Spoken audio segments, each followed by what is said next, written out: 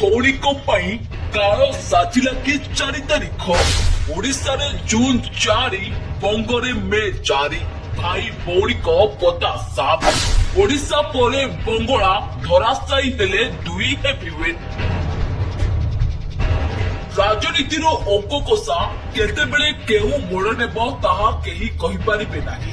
କିନ୍ତୁ ଆଜି ପଶ୍ଚିମବଙ୍ଗର ନିର୍ବାଚନୀ ଫଳାଫଳ ପରେ ସାରା ଦେଶରେ ଏକ ଅଜବ ସଂଯୋଗକୁ ନେଇ ଚର୍ଚ୍ଚା ଜୋର ଧରିଛି।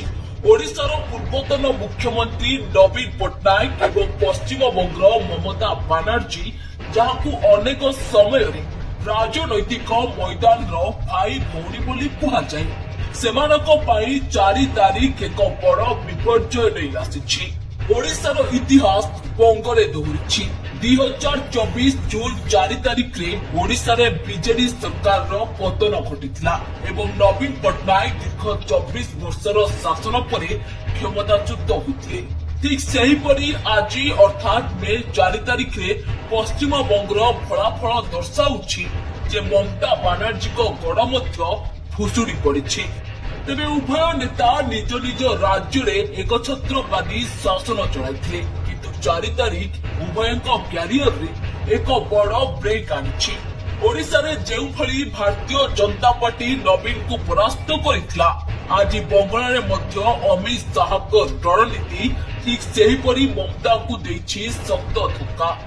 ରାଜନୈତିକ ବିଶେଷଜ୍ଞ ମାନେ କୁହନ୍ତି କି ଜାତୀୟ ସ୍ତରରେ ନବୀନ ଏବଂ ମମତା ପ୍ରାୟତଃ ସମାନ ଆଭିମୁଖ୍ୟ ରଖୁଥିଲେ।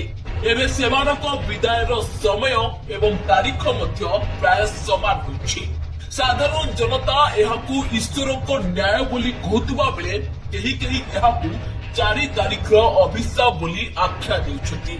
ଅମିତ ଶାହା ଏପ୍ରିଲ 22ରେ କରିଥିବା ଭବିଷ୍ୟବାଣୀ ଆଜି ସତ ହେବା ପରେ ଓଡ଼ିଶା ଏବଂ ବଙ୍ଗଳାର ରାଜନୈତିକ ପରିବେଶ ସମ୍ପୂର୍ଣ୍ଣ ଭାବରେ ବଦଳି ଯାଇଛି।